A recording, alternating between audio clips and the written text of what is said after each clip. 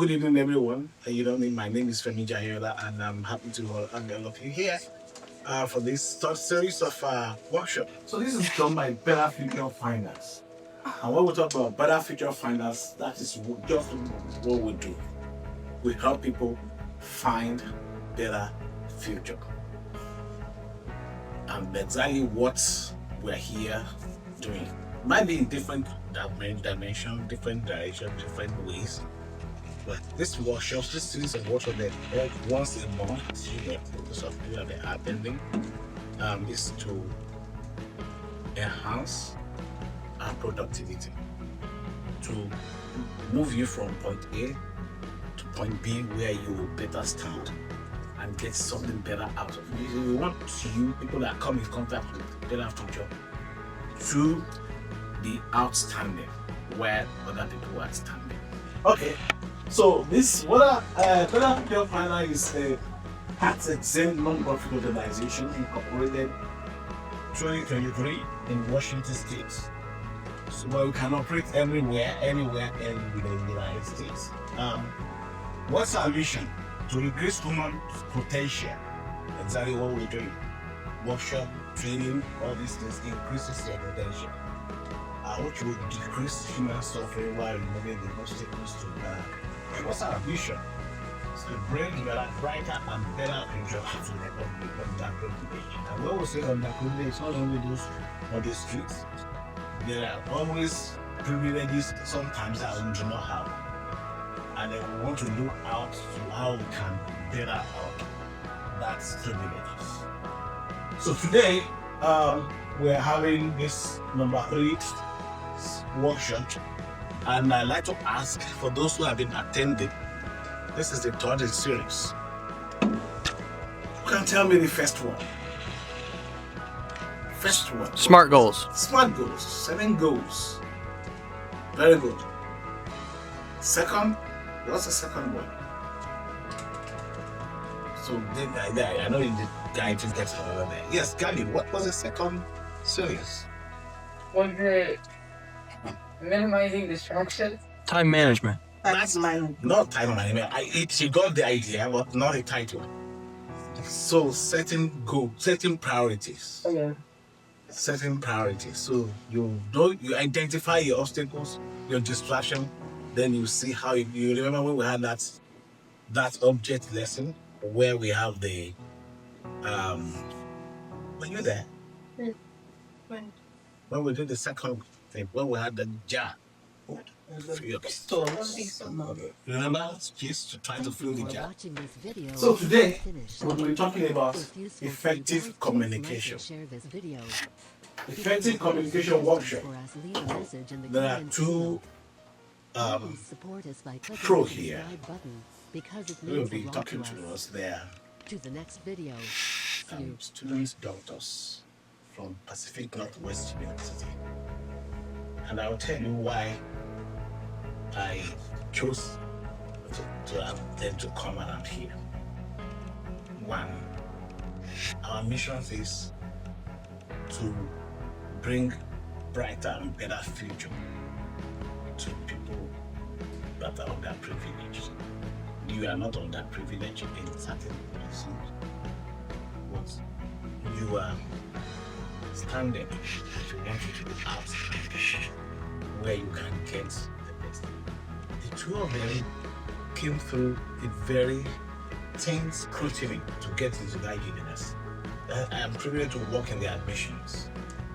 I know how tough for people to get into that university for that course, medical courses.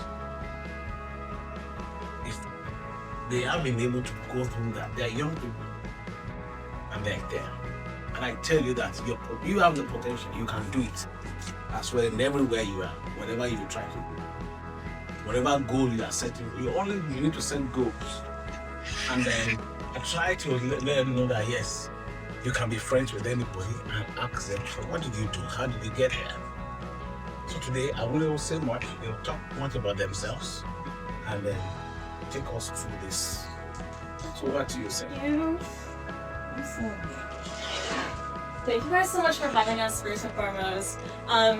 like Dr. Jayla said, we're going to be talking about effective communication. My name's Celine. I'm a first-year medical student, and hopefully in the future I want to work in medical reform and advocacy, as well as allergy and immunology. And do you want to introduce yourself? Hi, I can stay here. So my name's Spencer. I'm a second-year medical student, and I'm going to be going to neurosurgery in a few years, and I'm just really happy to be here and share what I've learned over the past few years. Awesome. So do you mind helping out with the slides? Awesome. Okay, so obviously you guys all know what communication is, but we kind of want to go a little bit deeper, and also today we want to work on building communication skills that you can use in your everyday life. So first off, why is communication so important? Well, communication is the key to connection here. So as you can see, the way that we communicate with people is how we develop relationships and connections with them. And this is really important in our everyday lives because how we connect with people can either be on a surface level or a deeper level, social lives or professional lives. And communication really helps with having people understand you and having yourself be heard as well. So when talking about communication, there's really three main core concepts that will make all of your conversations really effective. That first concept is your cues. This talks about your tone of voice, your body language, your eye contact, how you're addressing a room, and how a room perceives you. The second concept and core value is listening. Are you interrupting people? Are you really listening to what is being said and understanding that underlying meaning in a conversation? And that is really going to help build trust. And that third concept is expression. How are you responding to this discussion? So we'll go into each one of those. The first one is cues. Now, cues is really important for how you're being perceived, how you want to be perceived, and just showing that you are listening to this person. So for cues show a lot of important things. So first with body language, how you're standing and addressing a room is really important. How you're making eye contact. I could stand right here and the conversation can be a lot more conversational, feel a little bit more personal. Or I could stand up here like I'm lecturing, giving a presentation. So just where you're standing in a room, how you're feeling in a room changes the dynamic a lot. I could also be standing like this, talking this way, and that changes your perception of me in 5 seconds. But if I'm standing like this, straight, using my hands, moving with a purpose, this shows you that I'm confident. This shows you that I understand what I'm talking about and that I'm engaged in talking to all of you guys and that I want to be part of this conversation. So that's that first part that you want in your recipe of communication.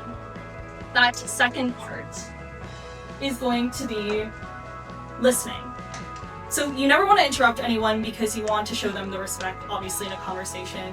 But also we want to really listen to what this person is telling us. We want to reflect on what they are saying so that we can later respond. This listening part is important for building the trust aspect of a relationship or a conversation because you're showing that you actually care about what this person is talking about and you're later going to respond to them. And that third really important factor builds upon the first two, your expression, which demonstrates this ability to understand what's happening in this conversation. So first you have your body language, you're showing that you're engaged, you're listening, you're not interrupting the person. That all goes to build this sense of expression, how you respond. Because we're part of conversations to respond to people, not react. So we want to listen to how someone is speaking and respond in a way that shows, yeah, I understand you and I want to be part of this and I'm glad to be part of this. This expression factor turns it from one person talking to 2 people connecting. So this is that building everything together into one connection. So kind of moving on to those core concepts, Spencer, do you want to come up and kind of just wrap it up? Alright, so to reiterate, you have the cues, that's how you're presenting yourself to the outside world. And then you have the listening, that's how you are listening to the person communicating with you, but it also goes 2 ways. It's how you are listening to the people you're talking to. You're observing the body language of the people you're listening to. And understanding what they're receiving out of it and how they're feeling about what you're saying. And then you have expression, which is the contents of what you're talking about. How clear your messaging is, what you're saying, and how you're expressing yourself and your beliefs. And if you guys bring these 3 core concepts to every conversation that you're part of, it's going to make all of your conversations a lot easier. And you can bring these to both your social and professional life. Yeah, so the fact is, these concepts of communication really are just as applicable in your personal social life as they are in your professional life. I think that you really shouldn't be approaching either situation differently in terms of how you're speaking to somebody. And if you're excellent in your personal life, maybe you struggle in your professional life, then maybe you can take some of your strengths in your personal life and really apply that to your professional life in terms of how you connect with people, how you can understand what someone's saying, and really go forward that way. Yeah, so basically our goal of today is to have you guys understand those 3 core concepts, but apply them to different situations. So we actually are going to be doing a few activities today. And we're going to be talking about the different conversations that you guys might have, whether it be at school, at home, in a relationship, at work. And I know you might be thinking like, yeah, I live my everyday life. I know how to have conversations and communicate. But we went through some of these activities, and it's actually a lot harder than you think when you really try to incorporate each one of those 3 concepts. But it really does improve the sense of your conversation. So we'll do a demo before going into the activity, and first we'll have you guys critique us, how you think that we're communicating, and we'll just talk about it after. All right, so to set the scene here, this is one roommate talking to another roommate, and one roommate was leaving their dishes in the dishwasher. So this is my response as the roommate 1 talking to roommate 2. All right.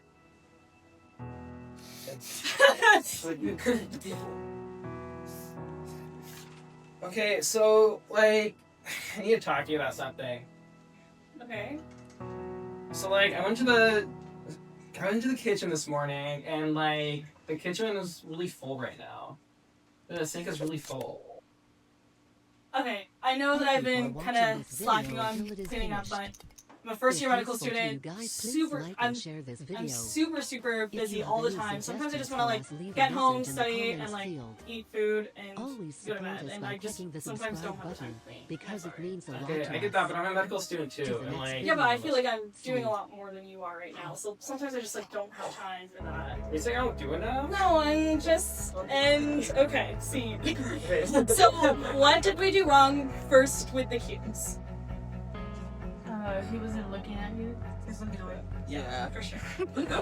Anything else? You crossed arms, so you're closed off. Yeah, for sure. I feel like just the way that he like opened up the conversation was already like, I feel like I sort of needed to be guarded. Like I didn't feel like it was an open space for me to tell them what was really going on, which is that I'm stressed and sometimes things build up.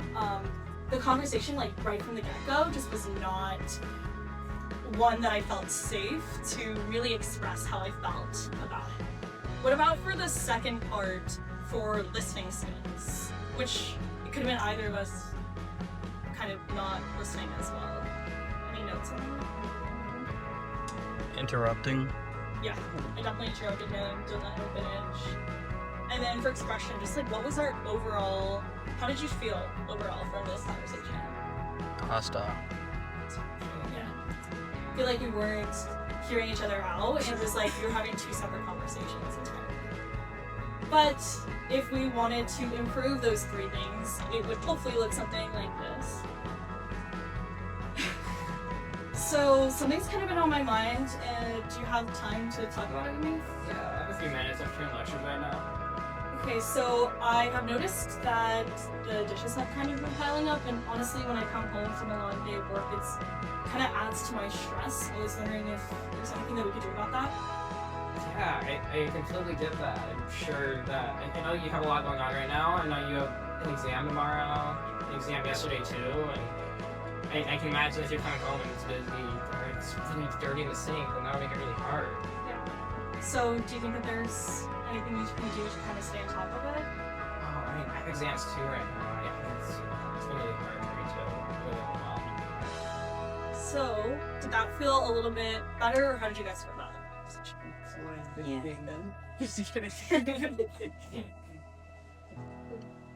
Nothing really got solved. Yeah. It was like one-sided. Yeah. Well, at least the tone I feel like was a little bit better in that sense. Yeah, maybe we didn't reach to a conclusion now, but I feel like at least the conversation's a little bit more open so that, you know, if we had more time, we could talk a little bit more into that solution. So, you guys, I'm sure, experience uncomfortable conversations all the time, whether it be at school or anything like that.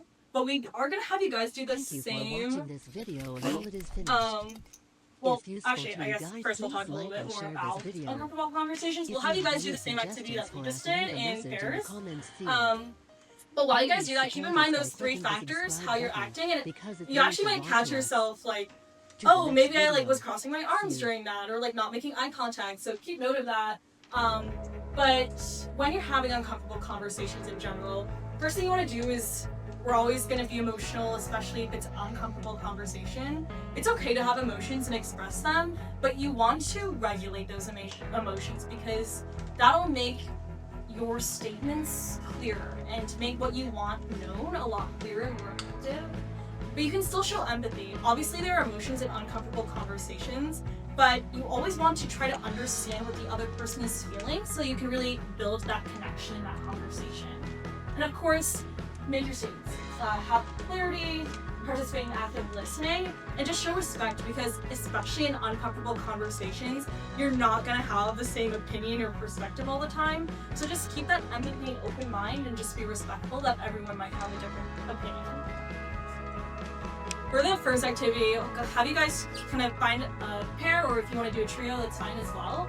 Participant 1, we're going to have you guys requesting that your friend pay you back the money that they owe you, which can be kind of an uncomfortable conversation to have. And participant number 2, how do you explain your situation and come up with a solution?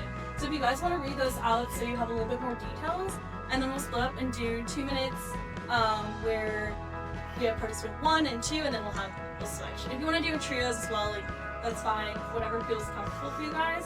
But you might catch yourselves that it might be a little bit harder than you. Do you guys feel like you were able to recognize that body language that you had, or that tone, or your listening skills? Like, do you feel like those kind of things kind of helped?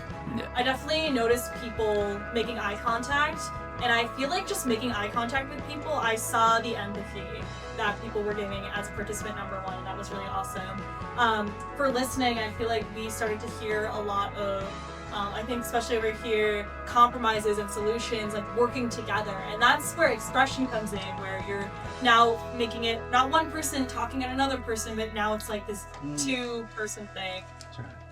As participant number 2, sorry. So what was really hard is participant number 2. Yeah. What were the hard parts about that? Well, telling them you're broke. Yeah, for sure.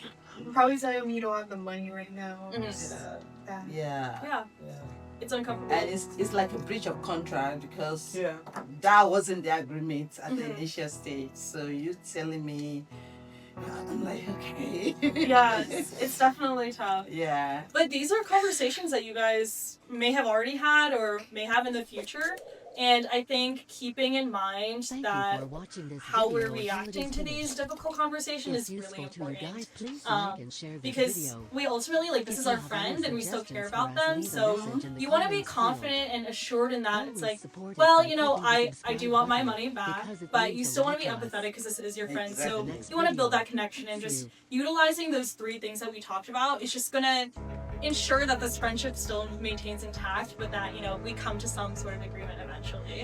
And for the participant that's supposed to pay back, sometimes it's difficult for you to walk up to somebody that I know you.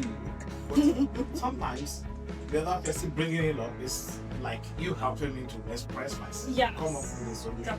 You can he's talking about empathy. So my need to know, okay, I'll be meeting that up there. For sure. How do you feel like cues, listening, and expression can help having difficult conversations, like telling somebody, you owe me my money? Oh, What do we put on the screen? I'll show you on the screen. how do facial expressions help? Well, it's like, because when you're on text, you can't really give a read on how people's body language are.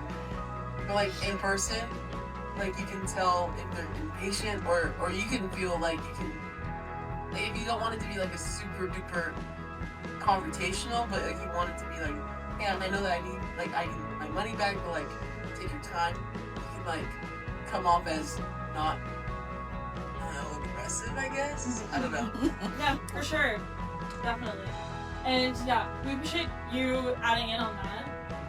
And we're gonna kind of move on into now empathetic conversations that you guys might have and how we can apply those principles to empathetic conversations. All right, so we're going to talk about empathetic conversations. So I'm a medical student, and I'm also a neuroscience researcher. And you would think that neuroscience and science, it's very like straightforward, right? Actually, no, not really. Even in science, the most important thing to any conversation that you have with someone is empathy. Because in science, you have a lot of really hard conversations with people. You have a lot of really difficult topics. You have people from different backgrounds. You're not sure how they're going to respond to you. You don't know if they're understanding what you're saying. Empathy is the only way that you can take a difficult conversation or a difficult topic and really start to see, is this person interpreting what I'm saying? What's their background? Where do they come from? What kind of fears or history do they have with the topic that might change how what you're saying is going to be coming across? And again, empathy, it's important, of course, in your social life, but it's also really important in your professional career too. Even if you're asking for a raise, if you're talking to a client, having empathy about that person, seeing where they come from, what their background is, will really allow you to connect with that person. So empathy is also the thing that's going to distinguish someone that's lecturing at you versus someone that's like teaching you. Especially in a one-on-one situation. You can think about a time where you've been lectured at versus a time where you have had someone teaching you or having a conversation with you.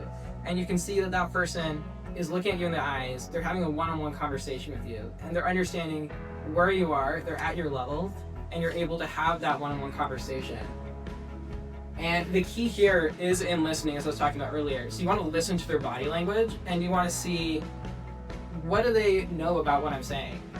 In the case of science, you can say, neuroscience, you can look at someone and say, do they know what I'm talking about? If I say anything, are they going to understand what I'm saying?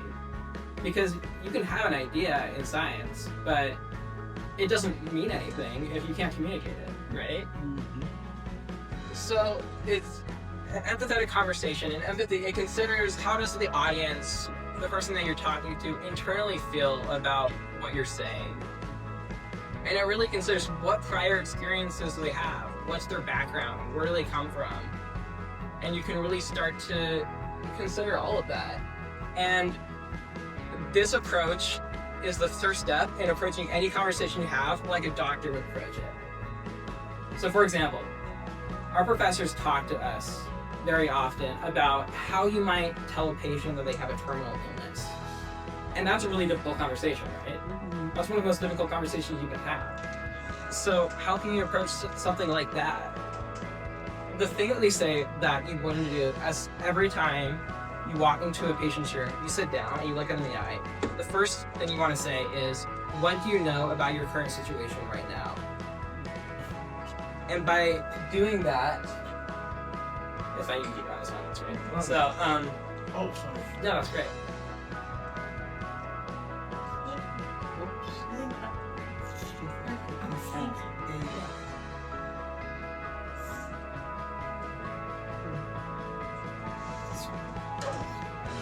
Oh no, you're okay. Yeah, thank you. So, by doing that, you're able to ask this patient, where are you right now? What do you know about this current situation?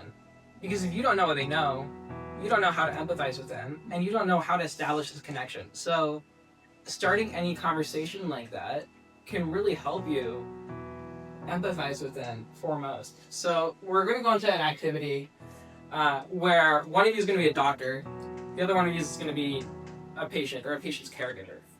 And the doctor is going to be telling the parent. Thank you for watching this video until it is finished. If you want to guide, please like and share this video. If you have any suggestions for us, leave a message in the comments field. Always support us by clicking the subscribe button because it means a lot to us. To the next video. So person number one is bringing their child in for a visit, and their child is sick, and they're terrified because their kid has been throwing up, they're coughing, they do not know if their kid's okay. They are so scared, and they are here to advocate for their child because they want the best for their child, right? So participant number two, you're the doctor.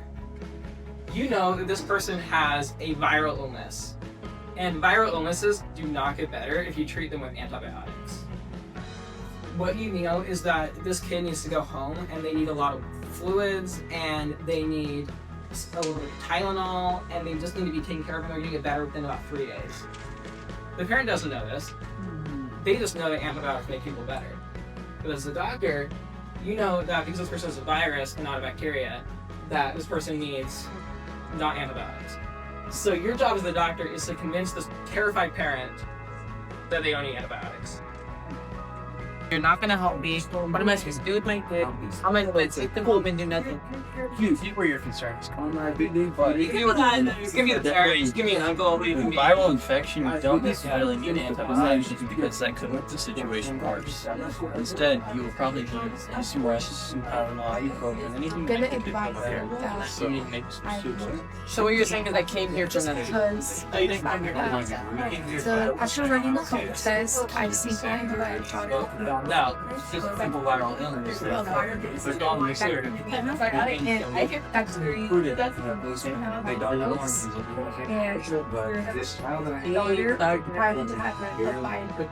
that leads to by you put some time in taking antibiotics to checker for the tough medicine works best. And just like that, every 4 hours or where it says on the bottle, one test and be consistent with it.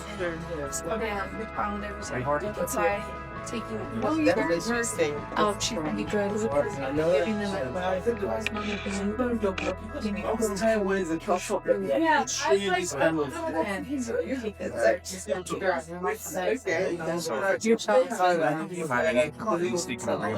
Of course.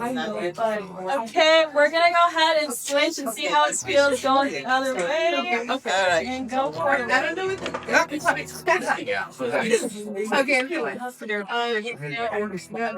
their fever and everything is in my child. I need you to put her on my arms right now. Thank you for watching this video until it is finished. If it's useful to you guys, please like and share this video. Always support us in the comments field. Always support us by clicking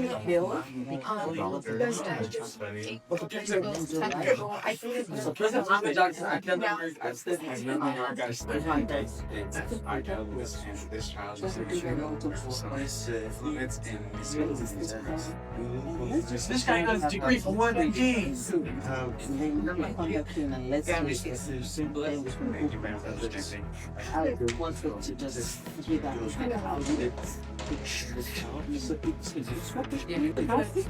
Okay, I was going to wrap it up and talk about that as well. Thank you. Alright, what do you guys think about that? That one was fine. It's just I feel like the parents be a little free. They be escalating the situation. You gotta be very like. You can't start raising your voice with You just have to listen. Yeah. As soon as you raise your voice, it's over. They're not supposed to listen. What else? What was hard about it?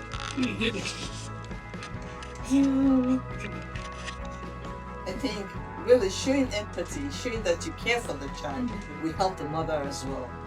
But if you just tell her what she's done is wrong, you can't do that, you can do this, no, it wouldn't help because situation she is in coming over to you demands that you should be able to calm her down, to stand with you, that you are helping the child, and that you have the same interest as she has for the child.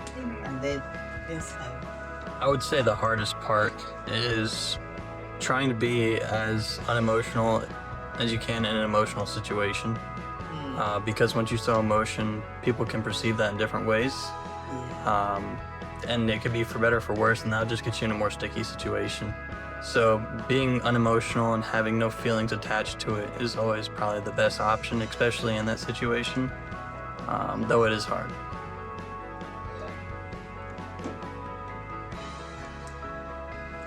How did it feel as the doctor versus the patient or the caretaker? Did you guys feel like it was easy to be on the same level of understanding? Or did you feel like, as the caretaker, you were feeling like you're being talked down, like, oh, you don't know what you're talking about, right? Like, how did that dynamic feel?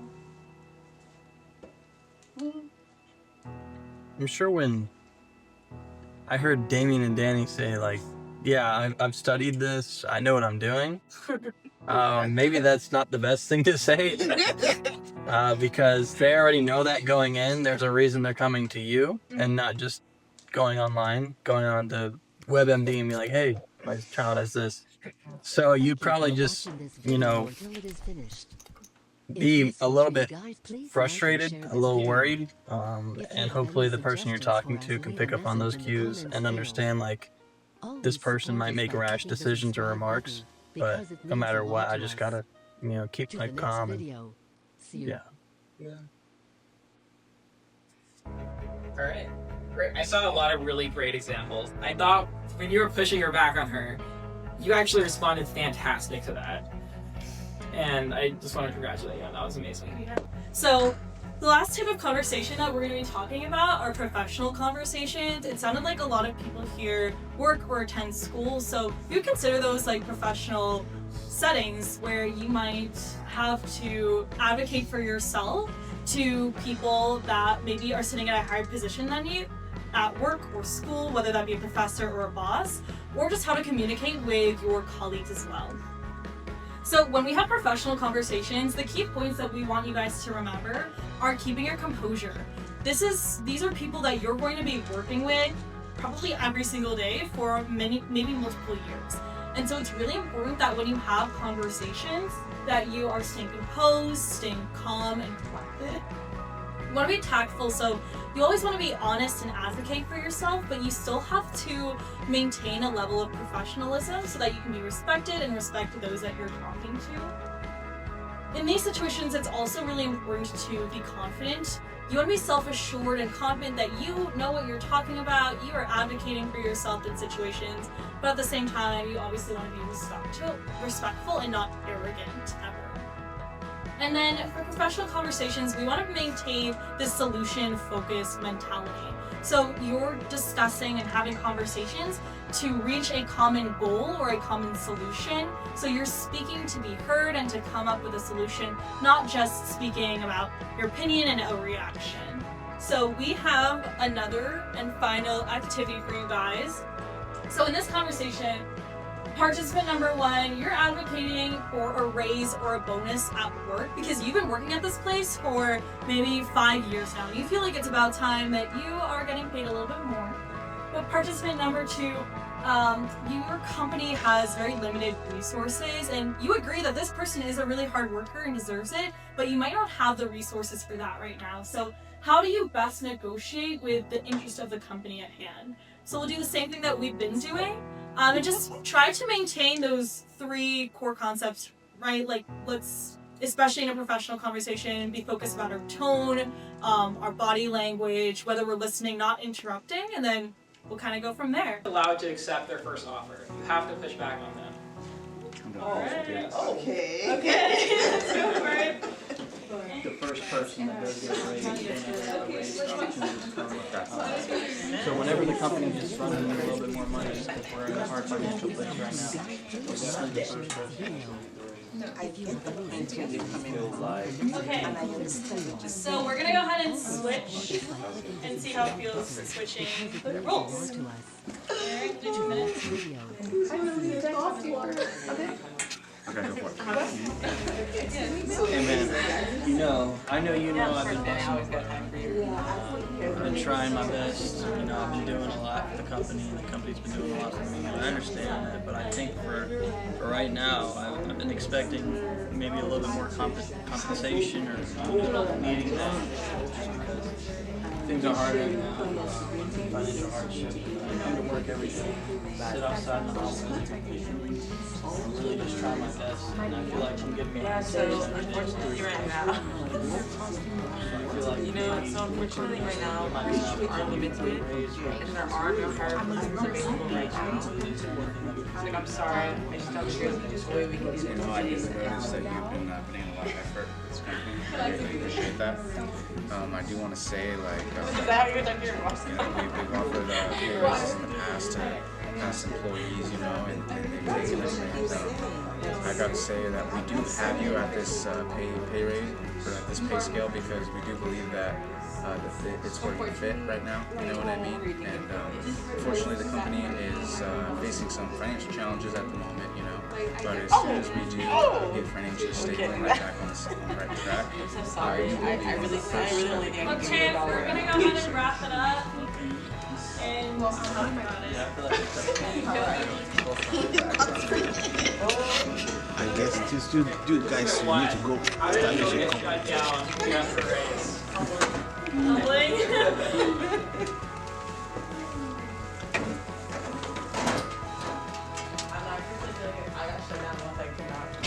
It's really hard. For me, being participant too, while he was demanding for a raise, was so difficult for me because he wasn't ready to listen. Oh, yeah. So it was really difficult. Although I was trying to convince him that the management is working to do something and we appreciate what he's doing and we can say that he's a hard worker. But you shouldn't think that we're not looking into his condition, we're going to do something. Yeah. So that was something. Yeah, it's really hard. I feel like especially in professional conversations, it's a lot about like advocating for yourself and learning how to advocate for yourself, especially when you're talking to people in positions of power. But you have your own power, and that is in your confidence and your ability to communicate and advocate for yourself. Like Gabby said, it's so hard when you hear that first no, because you're like, okay, well, do I keep pushing them on this? Like, I know I'm a good worker, I know that I deserve this, I don't want to stay in a position that I'm never going to have growth for. And so I think it's important to communicate those things and advocating for yourself. Well, I'm a very loyal, employee here. And just like communicating what you've done for the company. I've heard like I pick up extra shifts all the time, things like that. Knowing your worth is so important in conversations like these. Being confident in your worth, that you are a good worker and that you're valuable and an asset to this company is your power. Knowing and entrusting in yourself. And that will come through in these conversations, in these hard conversations, is really having that, knowledge of your self-worth. Yeah, and I have a way of reframing getting shut down. So one thing our professors do when they're training us is they'll start to push us. Say we get something right, then they'll start to ask us a harder question. And they're going to keep going, and maybe they're going to poke you a little bit. And the goal of it isn't to humble you. The goal of it is to just throw you off. And it's not, maybe it's a little rude, but the purpose of them doing that is to see how you react to a difficult situation. And it's to see how you react when you're thrown off balance. And I take it as a challenge, personally, is that because if you can maintain composure in these really difficult situations, where someone's trying to throw you off balance, and they're trying to throw you off balance because they maybe don't want you to get a raise, or maybe they want to give you less of a raise. But keeping your composure does keep power in that situation, and that does give a lot of respect to you in the eyes of people that are challenging you. So, kind of in conclusion, thank you guys so much for participating. Thank you guys so much for participating. As you can see, there are a lot of conversations where you might think going into it like, oh, I know how to communicate with people about this, but there are some really difficult conversations that you guys might come across throughout your lifetime, and it's important to be prepared and utilize those 3 core concepts. So just to summarize them again, that body language, that eye contact, that tone, that's going to present to people that you're confident, you know what you're talking about, and that you want to be engaged and participate in this conversation. Listening skills, so important like we saw in that last one. You don't want to just react to what someone is saying. You want to listen to them and respond to make this a 2-person conversation. And expression, like I just said, we're here to respond and to make connections with people, and that will make our relationships that much stronger. And these kind of go into your everyday life, and whether that be social or professional life, these conversations can really help with that throughout.